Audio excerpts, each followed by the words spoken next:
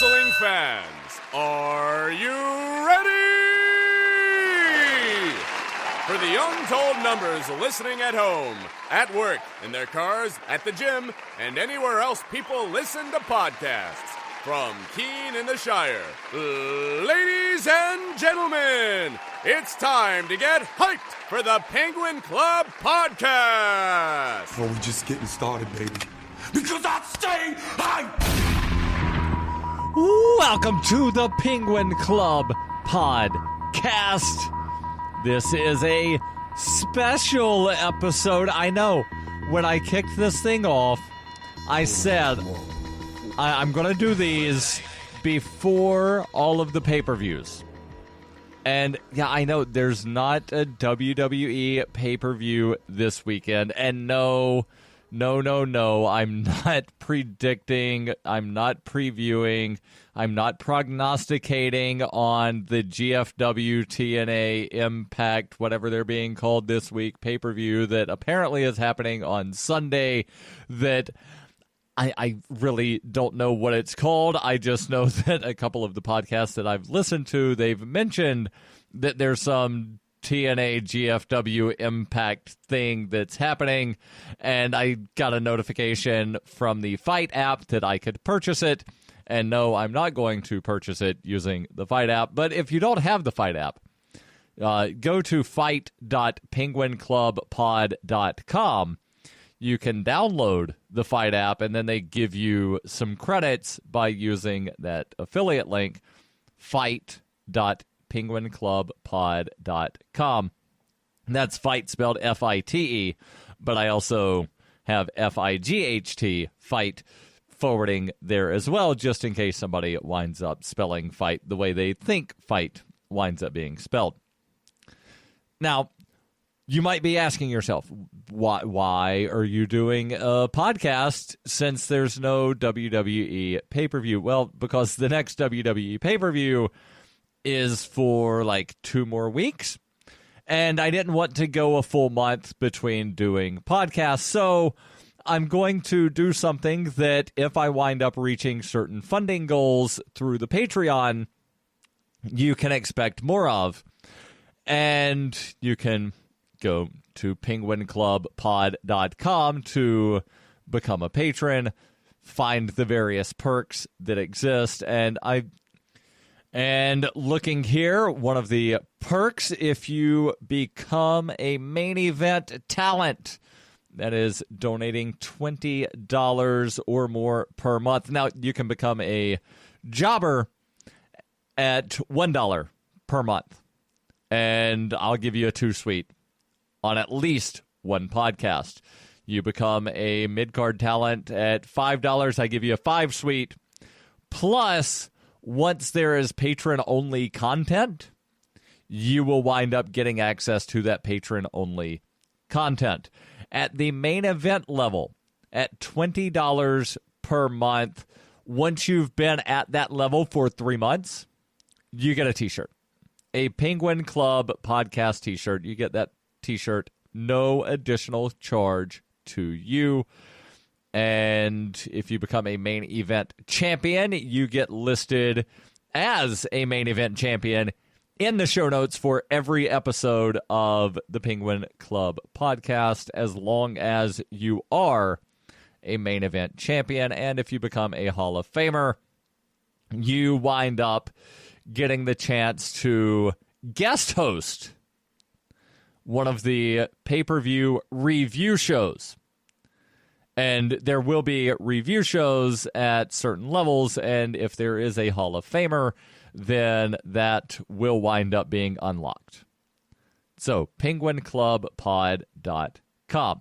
Now, let me get into the fantasy booking. Yes, I'm going to fantasy book, but not what you might think. I'm not going to let's fantasy book how Survivor Series should happen. Who's going to be the 5th guy for Team SmackDown? Who's going to be on Team Raw? No, not doing that. What I want to fantasy book is getting rid of gimmick pay-per-views, because gimmick pay-per-views absolutely annoy me when they're firmly on the schedule.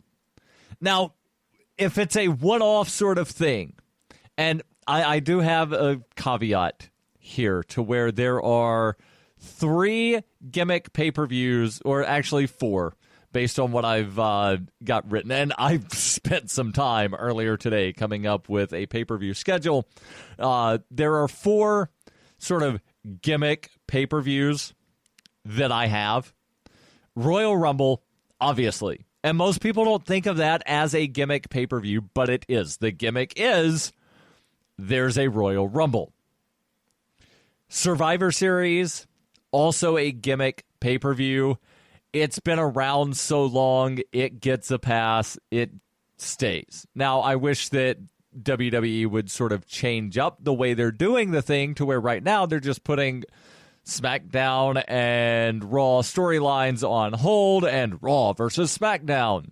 I wish they would sort of stop that, knock that off. Now, what they could do, and this sort of harkens back to some of the early days of Survivor Series, where you have each brand would wind up having a 5-on-5 amongst themselves. So 5 SmackDown superstars versus 5 SmackDown superstars.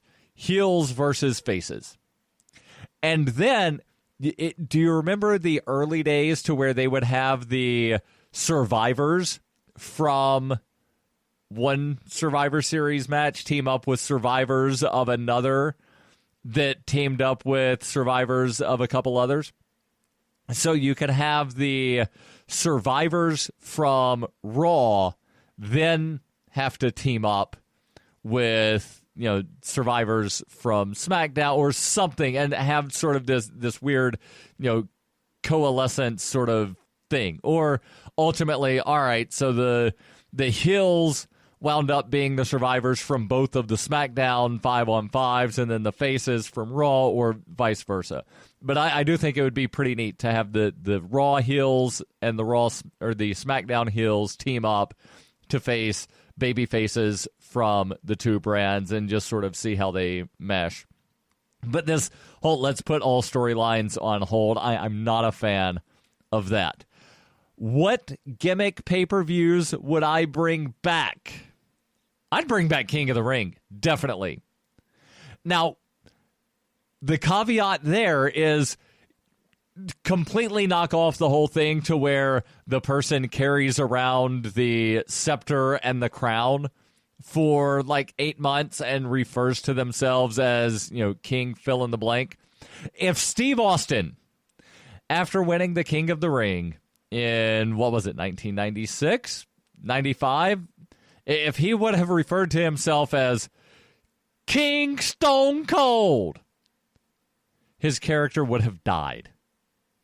I guarantee it. If Stone Cold Steve Austin would have carried around that scepter and the crown for months and months and months, referring to himself as king, character would have died. Now, what I would do is you bring back King of the Ring, but you have it planted on the schedule between WrestleMania and SummerSlam, where the winner of King of the Ring gets a title shot at SummerSlam.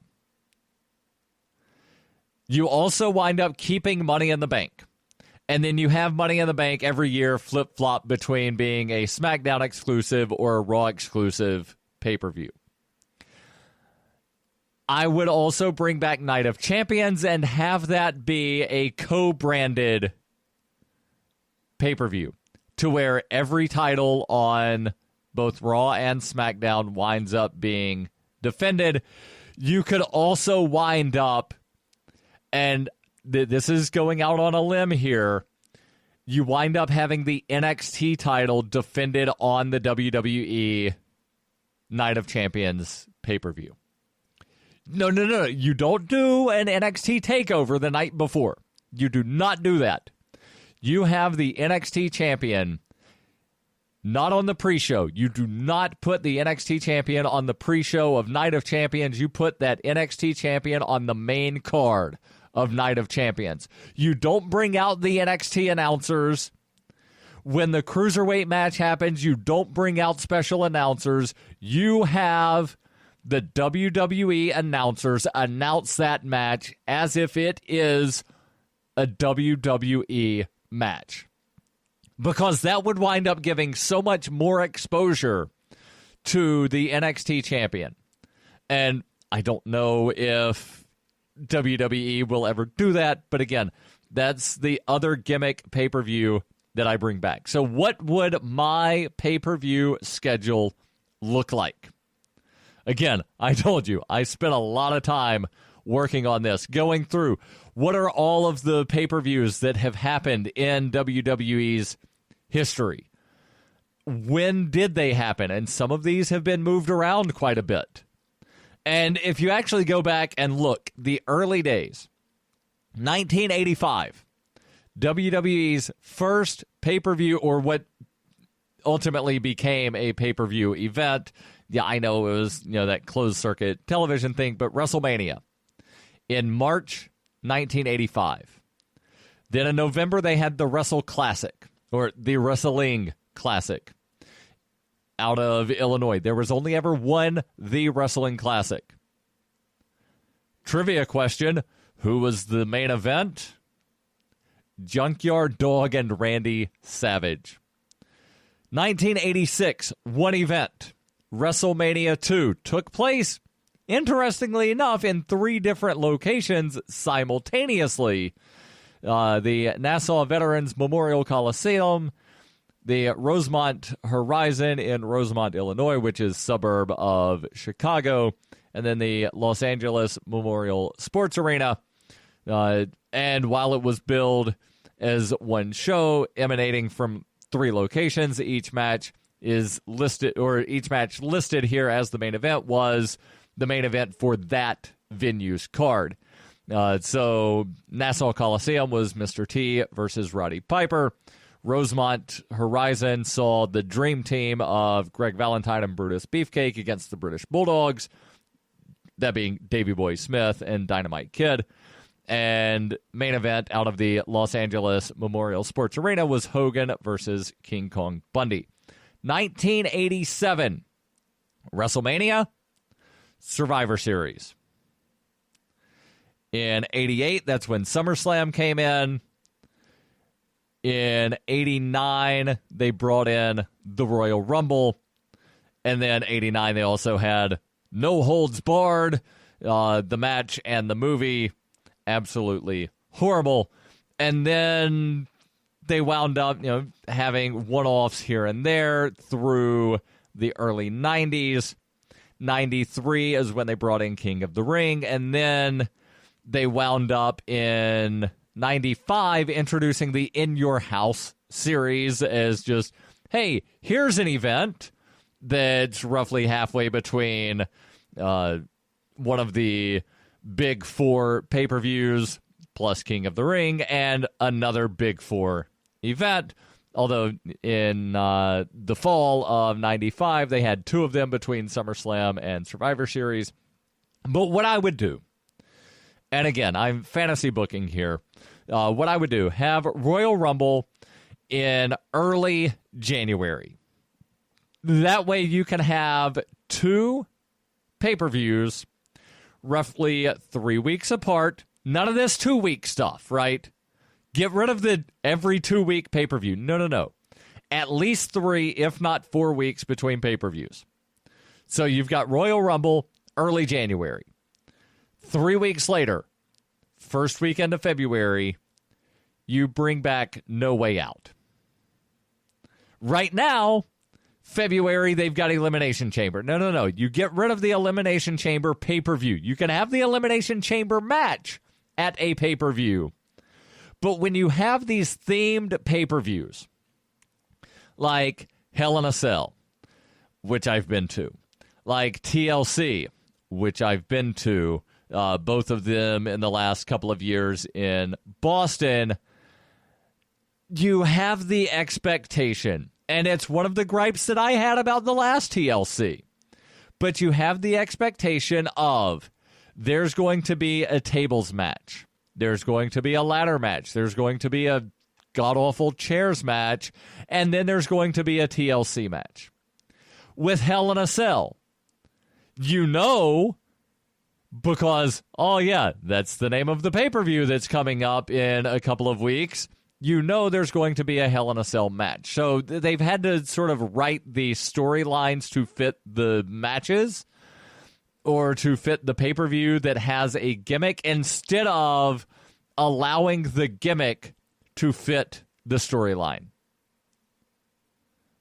Am I making sense here? So remember when the very first Hell in a Cell match happened? It was, oh my God, what is this thing?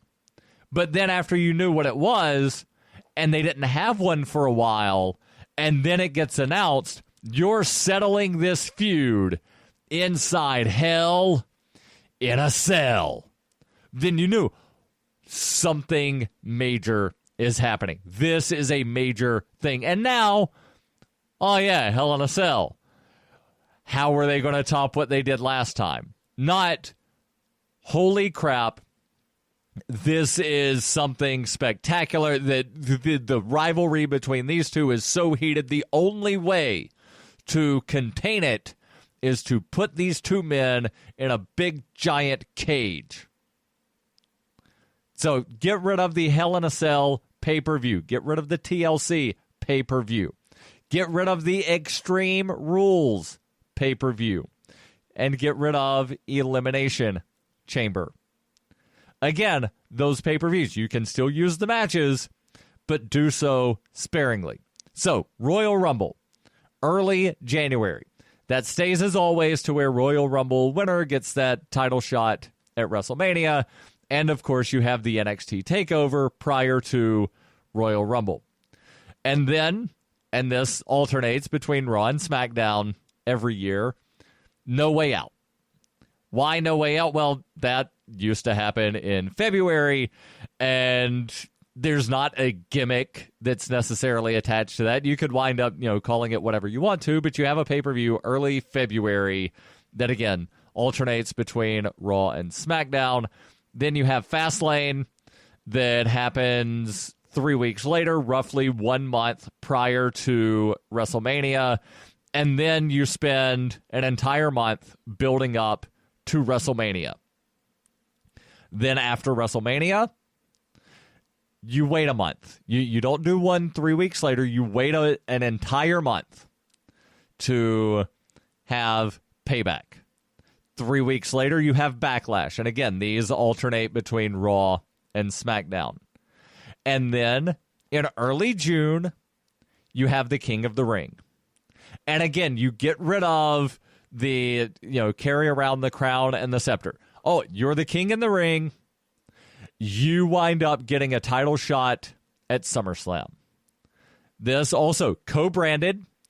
And you could do the entire tournament in one night. You could wind up, building up some storylines on Raw and SmackDown to where qualifying matches to who are going to be the four men that represent Raw in King of the Ring. Who are the four men representing SmackDown in King of the Ring? And then random drawings. I'm using air quotes there. Random drawings to wind up determining who faces who. So you could have two SmackDown guys in round one. You could have a SmackDown guy versus a Raw guy in round one. Random drawings. And then tournament. So only 8-man tournament, which means you've got, 4 matches in first round, 2 matches second round, 6, 7 matches. Something like that. You could even wind up doing a Queen of the Ring tournament as well. And again, you could wind up building these storylines to only have, semifinals and finals on the King of the Ring pay-per-view. You also have an NXT TakeOver. They need to add another NXT TakeOver, and you add that before King of the Ring early June. After that, you've got Vengeance that, again, alternates between Raw and SmackDown. In July, keep Money in the Bank. That's another gimmick pay-per-view that I would wind up keeping. And again, alternate between Raw and SmackDown. Then early August, you have SummerSlam, the biggest party of the summer, right? That's not a gimmick pay-per-view, but again, that's a co-branded, and you again have an NXT takeover prior to SummerSlam. So that would be the fourth one of the year, the fourth NXT takeover of the year. In late August, you have Battleground. September, you've got No Mercy. Again, bring back Night of Champions in early October. And the reason you bring back Night of Champions is so that you can have another co-branded pay-per-view. Based on my fantasy booking here, there are 6 co-branded pay-per-views. Royal Rumble, WrestleMania, King of the Ring, SummerSlam, Night of Champions, and Survivor Series. So Night of Champions, again, every title winds up being defended. And I realize that's kind of a gimmick, right? That every title winds up being defended. But when you look at some of the most recent pay-per-views that we've had, there wasn't a title defense at TLC. Well, okay, yeah, if you count the thing that happened on the pre-show, there was a title defense, but that doesn't get put on the DVDs that wind up being sold. That doesn't go on, if you go on the WWE Network and pull up, what was the most recent? TLC. You pull that up, it starts not with the pre-show. No, that's a completely different video on the network. So that means it wasn't defended on the pay-per-view. It was defended at the pay-per-view, but not on the pay-per-view.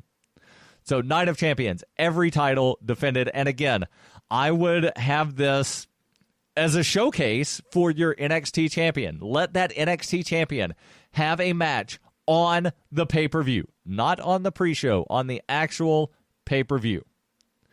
And then late October, you bring back Judgment Day. Then November, you've got Survivor Series. Early December, you bring back Armageddon. And again, all of these that I'm talking about that aren't co-branded wind up alternating between Raw and SmackDown every year. And then the end of December, you bring back New Year's Revolution. And again, you could bring back, December to Dismember, call it, something else, but you don't have a themed pay-per-view, and please, for all that is good, don't call it Roadblock, End of the Line, because that's just an absolutely horrible sounding name for a pay-per-view. Now, one thing that I would like to sort of see changed with Survivor Series is that any of the survivors from, these 5-on-5s wind up getting a title shot. Now, you might be asking a question. What happens if there are 5 people? What happens if one entire team winds up surviving? Who gets the title shot? Well, you decide that at the next pay-per-view by having a fatal 5-way or a 5-man elimination. The thing that always gets said by all of the general managers, we're going to decide it in the ring. But there should be some kind of stake that winds up, being on the line at the big pay-per-views, especially the ones that have, and again, even though I said I don't like the gimmick pay-per-views, and I would, in my fantasy world, I would keep Survivor Series and bring back King of the Ring, there is something on the line with my version of King of the Ring, to where King of the Ring gets a title shot. Survivor Series, the sole survivor, if there is one, or any of the survivors, get a title shot. Now, in theory, what you could do, all right, you've got 4 men that survive from one of the teams. one guy says, I want a shot at the IC title. Now, you might be asking, why would somebody do that? If they get a guaranteed title shot, why not go for the Universal title or the WWE title? Well, I've been a wrestling fan long enough to where I can remember some of the things that Stone Cold and The Rock used to put each other through in their battles for the IC title. I remember watching when Stone Cold threw the IC title in the river, and then he threw some the flippy things. I just totally had a brain fart. The scuba swim fin things. Threw those in and threw like a scuba tank. Rocky, you're gonna need this to go find that belt. There used to be legitimate, and I know it's all a work, but now the feud over the IC title is what? Where's the feud? Where is the feud over the IC title? Where's the feud over the US title? I'll wait because I really don't know. When's the last time? And this is not a knock on The Miz because he wrestles a lot. He's defended the IC title more times than Dean Ambrose defended it when he was the IC champion. But where are the title defenses? Where's the guy lining up saying, I want a shot at your IC title? One of the sole survivors, or not sole survivor, but one of the survivors at Survivor Series should be able to say, hey, I outlasted the other people. I want a shot at that IC title. And then you've got two of them. There's generally, a pair of guys that could be a pretty decent tag team on one of the teams. Hey, we want a shot at the tag titles. And then another guy, you know what? I'll take a shot at that world championship. And then you use that to elevate somebody. You use that to give somebody a chance. But absolutely 150 billion% get rid of the Hell in a Cell pay-per-view, get rid of the TLC pay-per-view, get rid of the Extreme Rules pay-per-view, and get rid of the Elimination Chamber. That's not to say get rid of those matches, but you use them sparingly. You use them when they are needed. You use them when the storyline demands that it be used. You don't make the storylines fit into, oh yeah, we're going to fight inside a cage with a roof on it. And then the entire time, remember the Shane McMahon, Kevin Owens? What was everybody waiting on? I know I was waiting on it. When Shane jumping? When Shane falling? What is Shane going to do? There was never any question of, oh man, how are they ever going to blow off their feud? This is a huge feud that they've got to blow off in the Hell in a Cell, and then they're never going to face each other. It was just another match in the feud. The feud keeps going, but we all wanted to see Shane jump off of something. We knew it was coming. I know there were a couple of times where I was thinking, ooh, is Kevin going to throw him? Ooh, I wonder if Kevin's going to go for pop-up. Yep, pop-up powerbomb, and that go for the pin. It's Falls Count Anywhere. Go for the pin on the roof. Damn it, Kevin, go for the pin on the roof. It's Falls Count Anywhere. But that did not seem like a blow-off. It just seemed as though they fit it into the storyline. And you can't do that for long. Again, get rid of those gimmick pay-per-views, with the exception of bring back King of the Ring so that it means something. Let the King get a title shot at SummerSlam. You do not give him a crown. You do not give him a scepter. You give him a title shot. I'll be back in 2 weeks previewing whatever that next pay-per-view is. Survivor Series. Yeah, that's the next one. And if you like the show, join the Penguin Club. Go to penguinclubpod.com. Until next time, goodbye. and good night.